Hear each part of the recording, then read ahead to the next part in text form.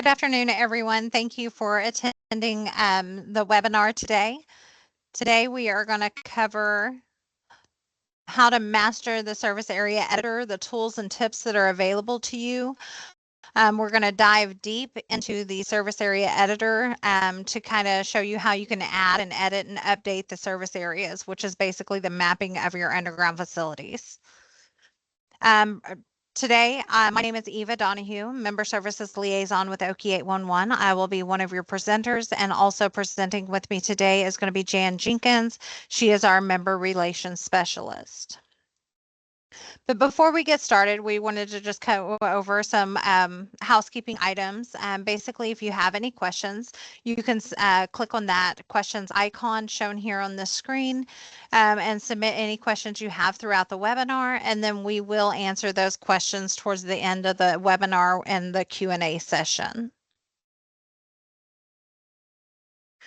So before we get into the service area editor, we did want to talk about some mapping information, just some things to consider. So when you are registering those facilities, those underground facilities with Okie 811, and when you're updating those facilities, it's just some information to know to help you with the changes that you want to make. So first of all, this is a question that we sometimes get is what facilities should be registered with Okie 811? And we go to the law for that information, the Oklahoma Underground Facilities Damage Prevention Act. Basically, any assets that you have or underground facilities that you own or operate in the state of Oklahoma, you want to make sure and get those underground facilities registered with Okie 811. It does require in the law to provide where those facilities are located. This is the actual definition of what the operators should register, and you can visit the okie811.org/the-law to get more information about the law and the member responsibilities. Next, we wanted to kind of just show you how Okie 811 uses the mapping information of your underground facilities. Basically, when a member registers as a member of Okie 811, you are required to provide a map of your underground facilities. And then this mapping information is used to notify members when excavation is happening near your facilities. And so the example that you see on the right here is an example of how we use this mapping. So you'll see there's a pipeline and a well shown here, and that's using centerline data and point data, where you can register using centerline data or points, and those assets are buffered with a 500-foot buffer. That's a default buffer, and we'll kind of talk a little bit more about buffers in a little bit. And then you also see in green, this is a member that is registered by quarter sections.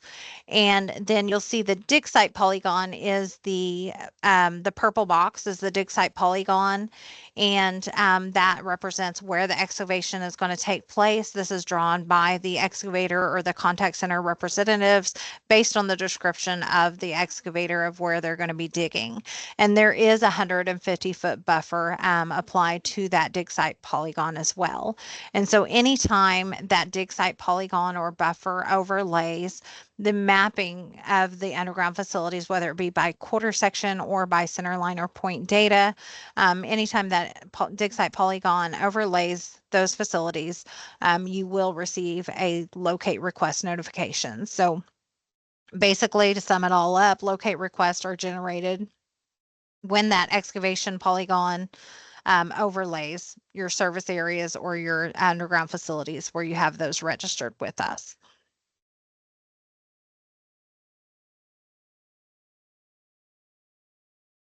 And so we wanted to talk a little bit about buffered center line and point data versus quarter sections.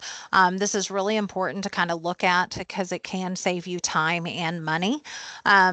on how you have your facilities registered. So if you're registered by quarter section, you're basically registering that entire quarter section saying, I have something in this area, this large area. And so anytime there's excavation happening within that large area or that quarter section, you are going to receive locate request notifications. So it still could be maybe a quarter to a half a mile off from away from your underground facilities. But if you're registered by quarter section, you're still going to receive those locate requests. So these could result in irrelevant or unnecessary locate request notifications because it's further away from your facility, which also in turn could result in higher costs because you are being billed for the ticket notifications that you receive or the tickets that your code receives.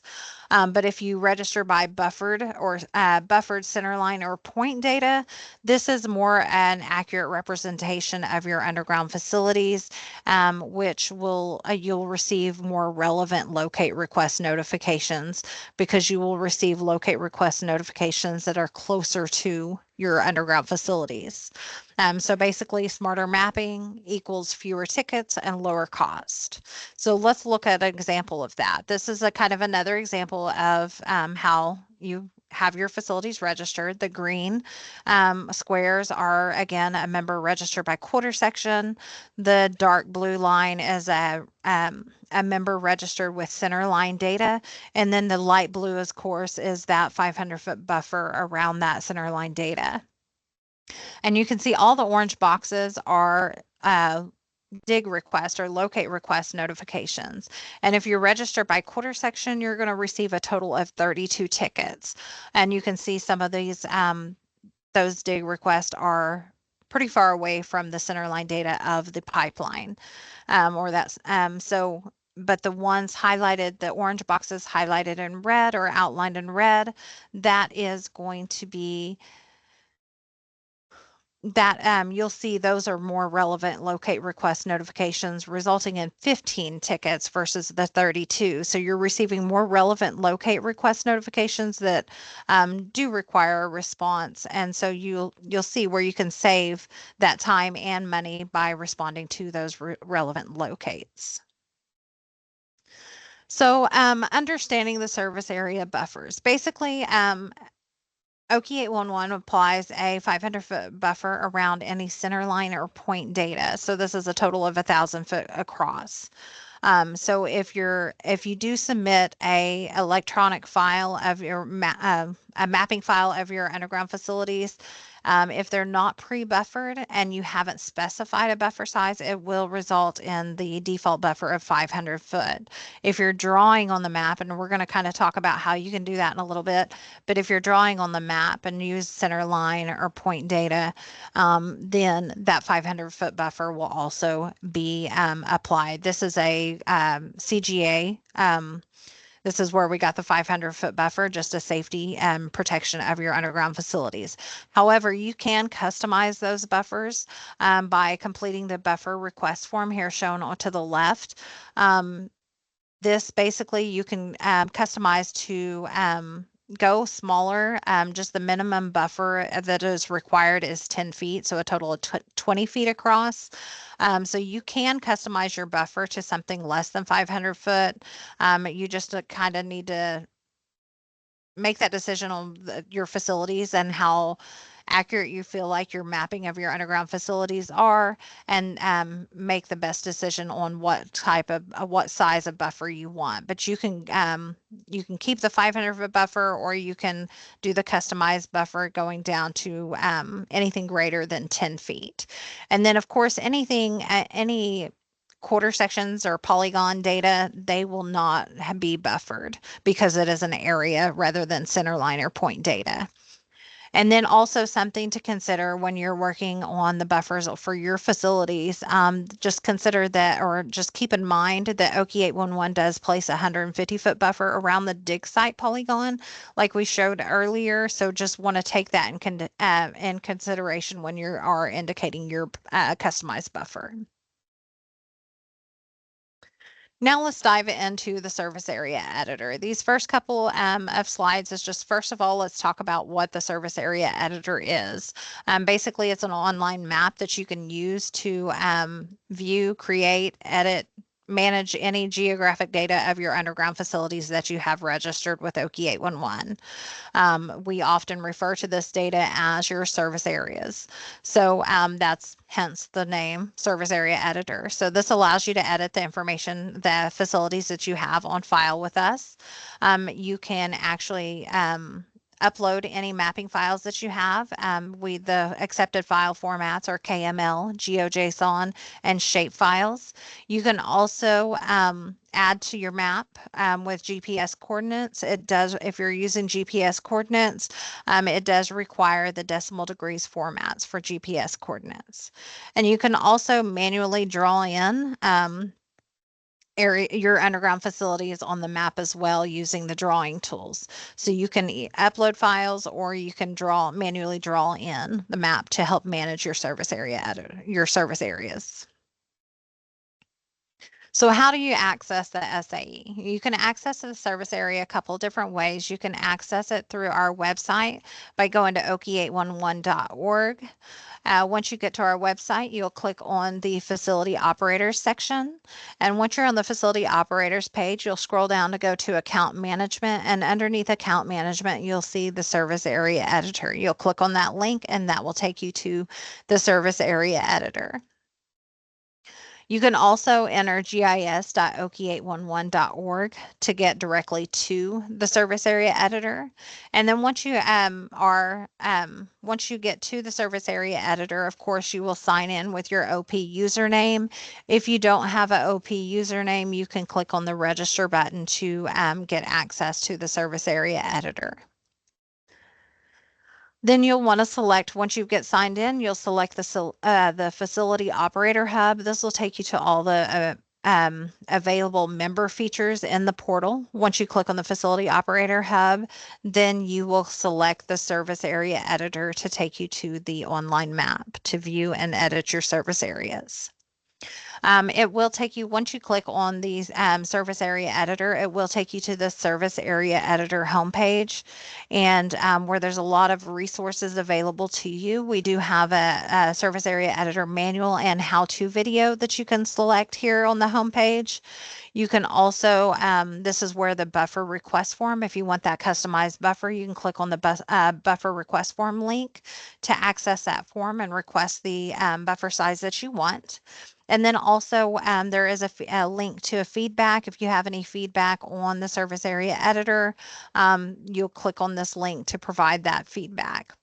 And then, of course, once you're ready to start viewing and editing your service area editor, or service areas, I apologize, you'll select that Launch Service Area Editor, and that will take you to the map.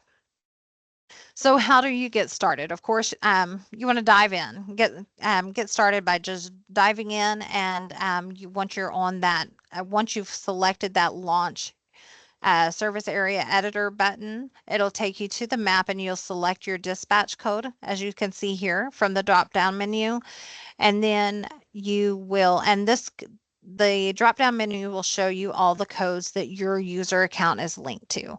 So we have some members that have multiple dispatch codes that they're associated with. So just select the code that you want to view and edit. Once you've selected your code, then you will click the next thing you'll do is review your service areas. This is what your service areas will look like once you select your code. You'll see those service areas in blue. And then to get started, once you want to make your edits, you will just simply click Edit under where you selected your drop-down code. You'll see that Edit button, and you'll click on that Edit button to get started with your editing session. So you can, as I mentioned earlier, you can edit, add to your map by uploading files. So there's a couple different options with the file when you're updating your map with files. You can do a full replacement, which is going to do exactly what it says. You'll click on that cloud with the up arrow shown above, and you will you can completely replace everything that's registered with Oki 811, everything that's on file. You for your specific code that you selected, you can select that upload full replacement and then navigate to that mapping file. You'll have to select open to upload the file, and then your service areas that you want to completely replace the existing with will show in green. And then once you reviewed that, then you'll click save, and those service areas, those changes will be shown in blue. And again, just a reminder that those accepted formats are the KML, GeoJSON, and shape files, and the shape files must be zipped as in a zip folder with all components. Next, you can update your service areas with a partial with a file by uploading a file, but it's just a partial edit. It's not completely replacing everything on file. You could either add to or remove from the existing service areas. So of course, to add to do a partial upload is you'll want to, if you want to add an area using a file, you'll simply click the green plus arrow with a circle around it to add this to the map. And then if you want to remove, you will click the red minus button with the circle around it to remove anything from the map. And then simply follow the same steps. Steps 2 would be, of course, select the file, go to that file, and then hit open to upload it. For any additions that you're adding using the partial file upload is going to be, will appear in green once you upload that file. And then once you save it, it'll turn into blue. But for any deletions, once you upload the file, it will appear in red. And then once you save it, it will show in yellow. So you can, again, like I said, you can upload these files to help update your map. But one thing we do want to make sure that once you get this information added or removed from the map, don't forget to hit save before you submit any changes to your map. You must hit save. You won't be able to submit anything until you save it first. So next, I am going to turn this over to Jan, and she is going to cover how you can other ways and how you can update your map. Thank you, Eva. Good afternoon, everyone. And so we're going to talk about manually editing your service areas. Next, please.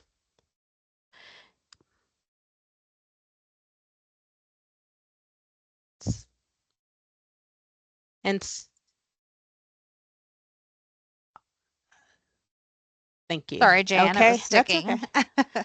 And so the first thing the first thing you want to do is you can find an area on the map in the SAE. You can find a location. You can zoom to the county, the place, and or location. And the illustration demonstrates that. And the location is what you see. The red polygon is where it took you to. And so that's a really nice feature to have. And next, please. So we'll talk about the drawing tool to edit the map if you decide to go that route rather than upload an electronic file. And so to draw an addition to the map, you'll select the Draw Addition tool, and you can select the point, the line, or the draw polygon. And the point and line will be buffered as what you're seeing, a buffered point, a buffered line, and it will appear in green. Or you can select to remove area by using the deletion tool, and you will use the polygon tool to draw a deletion, and you just simply draw a polygon. It turns red around the area that you wish to remove, and once you've saved it, it will remove that area, and it will also appear in blue once it's saved. And again, you want to remember to save it and move on. Okay, and next, please. Okay, on this information, it's showing about notes in the SAE and how important it is. What this does is it reduces the back and forth communication. If you provide us with that information up front and you just simply select the note button and then type in the information, any communication that you have with us regarding your submission, and especially important if you're doing a reduction, that you provide us with the reason for that reduction. Is it due to an abandonment? Was it added in error? Due to refinement, possibly transferred from one of your codes to another? And then last but not least is if that area has been sold. Should that be the case, then please provide us with the contact information of the acquiring company, such as their name, contact person, a phone number, email address, and if available, mailing address. And next, please. Okay, this page that you're looking at, it shows additional service area editor tools available to you, and they are listed up at the top left, but displayed here we have the zoom to point, even mentioned earlier, where you can enter GPS coordinates in decimal degree format. And you want to be sure when you enter the longitude that you put the negative in front of the number. And once you enter your Latin long, and you can label it just for work purposes, it won't save it, but it will save it for you to complete the mapping.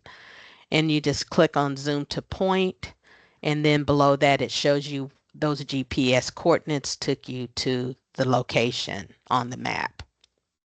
And then also a very good feature to have is the map layers tool.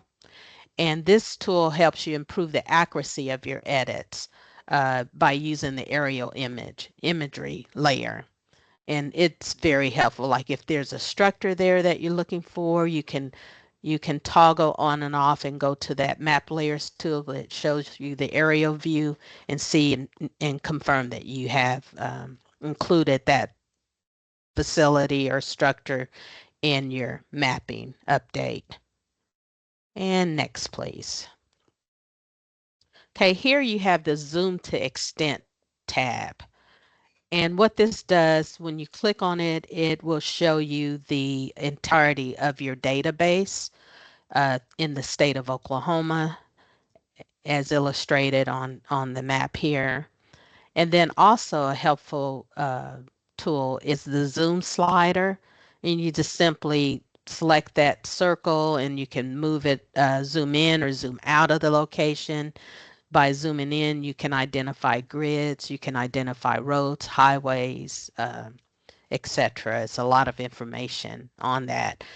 You can also use just your mouse to zoom in and out of those areas as well. Next, please. And show published service areas. That is what's currently in production. It's what you're currently receiving your one call tickets on. If you select in the SAE show publish, it will display in gold, showing what your tickets, what areas you have registered with us that you're currently receiving tickets on.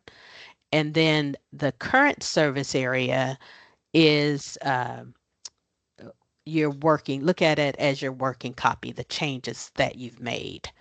Current will be the same as the published copy until you start making your edits to the current copy.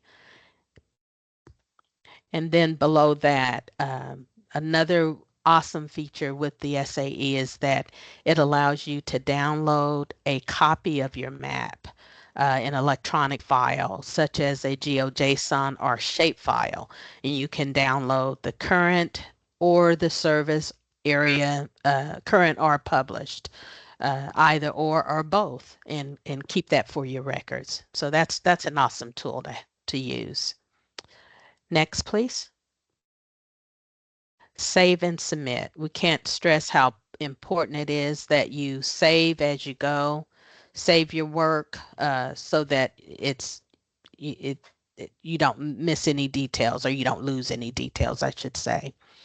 And so after you complete your edit, You just simply click on the old school floppy disk and hit save, and it will save it. And then when you're ready to submit it for processing, you click submit. Edits received by 12 noon Monday through Friday are processed on the very same business day. It's pushed into live production by the close of business, which just means that you'll start receiving tickets on the areas that you've registered with us. Another awesome feature that the SAE provides is that it allows you to start editing and saving and just placing it in a pending status until you're ready to come back to it. If you're not able to finish it today and you need to come back to it at another point in time, then as long as you saved it, it will remain there under that particular code. And anyway, again, save as you go. Next, please. And then keeping your maps current, why it matters and how often you should do it. Okay, why update my mapping? And so listed below are some of the reasons that it's important. If you're not updating your mapping, you could get inaccurate notifications. You can receive delayed or missed locates. There's also an increase of risk of damage to your facilities. And so just a number of reasons why it's so important that you keep your mapping updated. And next, please. How often, we get asked this question quite a bit, how often should I update? And you want to update as often as needed as your areas change. We recommend that you submit those changes to us, and you just want to do it as often as needed, as often as your service areas change.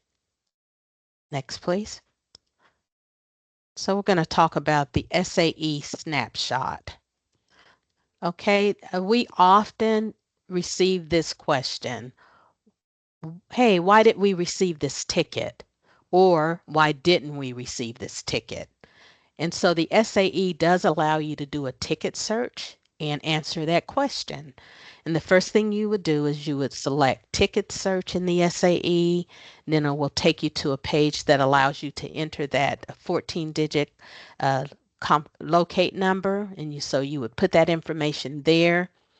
And then a drop-down menu will appear. And so you select drop-down menu. It will list the members that were notified on that ticket. And you simply select your dispatch code.